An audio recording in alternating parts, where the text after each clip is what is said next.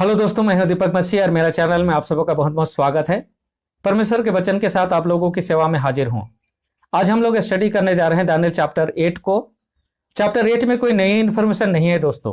602 BC में राजा नबूकदनेस्सर के माध्यम से परमेश्वर ने इस दुनिया का आउटलाइन हिस्ट्री दिखा दिया था और परमेश्वर अपनी बातों को कन्फर्म करने के लिए 550 बीसी में डिटेल इंफॉर्मेशन के साथ उसी दर्शन को अलग ढंग से दानिएल को दिखाता है, जहां पर 4 जंतु के माध्यम से उसको कन्फर्म करता है। दोस्तों, जो प्रोफेसी है वो सिंबॉलिक भाषा में लिखा गया है, जिसके कारण बहुत से मसीही भाई यह कंप्लेन करते हैं कि उन्हें प्रोफेसी बहुत कठिन लगता है, उन्हें समझ में नहीं आता। लेकिन दोस्तों, मैं बताना चाहता हूं कि ऐसा कुछ भी नहीं है। प्रोफेसी एक पजल की तरह है और उसका क्लू इसी बाइबल में दिया गया है। आप क्लू को खोजिए और प्रोफेसी आपके लिए एकदम सिंपल इजी बन जाएगा। तो चलिए आज का विषय में हम लोग जाते हैं और देखते हैं कि चैप्टर 8 में परमेश्वर ने क्या एक्स्ट्रा इंफॉर्मेशन इंक्लूड किया है। लिखा है, बेलशस्सर राजा के राज के 3रे वर्ष में मुझे दानिएल को पहले दर्शन के बाद एक और दर्शन मिला। यहां पर बेलशस्सर राजा का राज का 3रा वर्ष है। अगर इतिहास में जाते हैं तो यह नबूकदनेस्सर का ग्रैंडसन था और 550 बीसी में वह राजा बना। 3रा वर्ष का मतलब है 547 बीसी। और मैंने दर्शन में देखा और देखते समय ऐसा मालूम हुआ कि मैं एलाम प्रांत के सुसन राजगढ़ में हूं। फिर मैंने दर्शन में यह भी देखा कि मैं उले नहर के किनारे पर हूं। तब मैंने आंख उठाकर देखा कि नहर के सामने एक मेढ़ा खड़ा है, जिसके 2 सींग हैं। दोनों सींग लंबे थे, पर एक सींग दूसरे से लंबा था और बाद में निकला था। मैंने उस मेढ़े को देखा कि वह पश्चिम, उत्तर, दक्षिण की ओर सींग मार रहा है। कोई पशु उसके सामने टिक नहीं सकता था और न कोई उसके हाथ से छूट सका, और उसने जो कुछ करना चाहा किया और बहुत ही बढ़ गया। दोस्तों, यहां पर एक जंतु का दर्शन दानिएल देखता है, जिसके 2 सींग है, एक बड़ा है एक छोटा है। बड़ा वाला बाद में निकला है।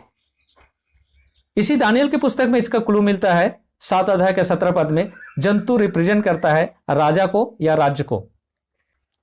इस जंतु के बारे में जानने से पहले थोड़ा सा आगे बढ़ते हैं और एक जंतु है, उसके बारे में एक साथ देखेंगे तो समझ में और अच्छी तरह से आएगा। तो चलिए आगे बढ़ते हुए पढ़ते हैं। जब मैं विचार कर रहा था तो देखो, पश्चिम से एक बकरा पृथ्वी के धरातल के ऊपर से चला आ रहा है, परंतु उसके पैर भूमि पर नहीं पड़ रहे हैं, और उस बकरे की 2 आंखों के बीच एक विचित्र सींग है। और वह उस 2 सींग वाले मेढ़े के पास आया, जिसे मैंने नहर के किनारे खड़ा देखा था, और उस पर बड़े क्रोध से झपटा। और मैंने देखा कि वह मेढ़े के पास पहुंचकर झुंझलाया और उसने टक्कर मारकर उसके दोनों सींग तोड़ डाले, और उसका सामना करने के लिए मेढ़े में कोई शक्ति न रही। अतः बकरे ने उसे भूमि पर गिरा दिया और उसे रौंद डाला, और मेढ़े को उसके हाथ से कोई बचा ना सका। तब वह बकरा अत्यधिक बढ़ गया, परंतु जब वह पराक्रमी हुआ तभी उसका बड़ा सींग तोड़ डाला गया, और उसके स्थान पर 4 विचित्र सींग आकाश की चारों दिशाओं की ओर बढ़ने लगे। तो दोस्तों, यहां पर 2 जंतु हम लोगों ने देखा। एक मेढ़ा है जिसके 2 सींग है, एक बकरा है जिसका आंखों के बीच में एक विचित्र सींग है। ये दोनों के बीच में घमासान युद्ध हो रहा है।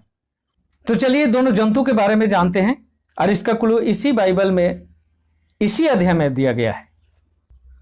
तूने जो 2 सींग वाला मेढ़ा देखा, उसका अर्थ मादी और फारस के राजाओं से है, और उस झबरे बकरे का अर्थ यूनान के राज्य से, और उसकी आंखों के बीच बड़े सींग का अर्थ पहले राजा से है। टूटा हुआ सींग और उसके स्थान पर निकले 4 सींग 4 राज्यों को दर्शाते हैं, जो उसके राज्य में उदित होंगे, पर वे उतने पराक्रमी नहीं होंगे। दोस्तों, यह पद क्लियर कर देता है कि मेढ़ा है वो मादे और फारस को रिप्रेजेंट करता है, और उसके 2 सींग रिप्रेजेंट करते हैं पहला सींग मादे को और दूसरा सींग फारस को। और जो बड़ा सींग है वो फारस को रिप्रेजेंट करता है, क्योंकि वो बाद में निकला और शक्तिशाली बन गया।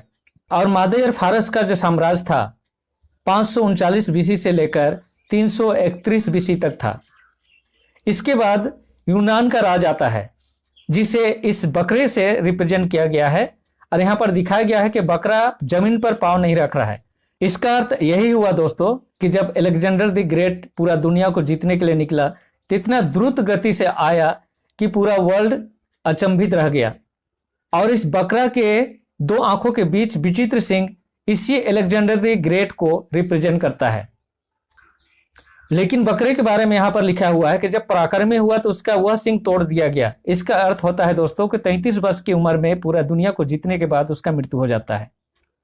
और आगे हम क्या पाते हैं, इस बकरे का 4 सिंह निकलता है।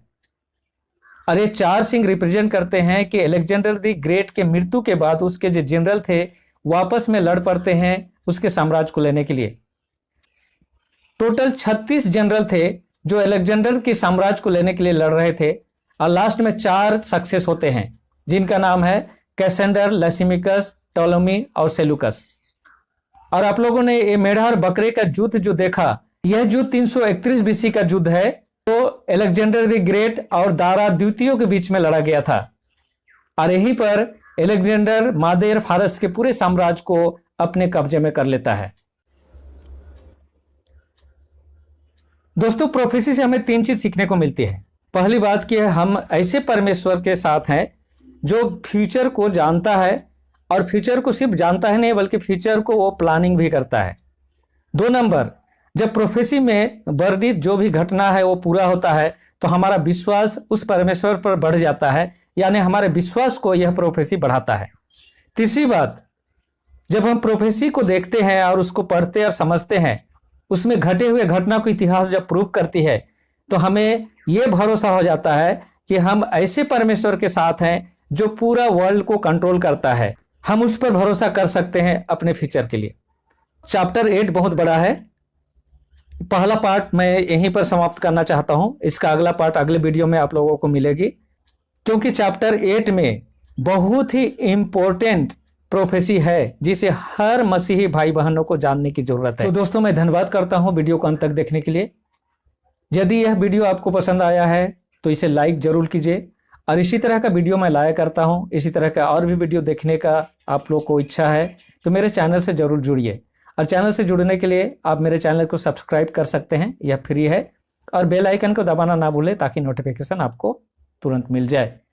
तो मिलते हैं अगले वीडियो में और जानते हैं और भी डिटेल्स इन्फॉर्मेशन परमेश्वर के बारे में और उसके प्रोफेसी के बारे में। परमेश्वर आप लोगों के साथ रहे। आमीन।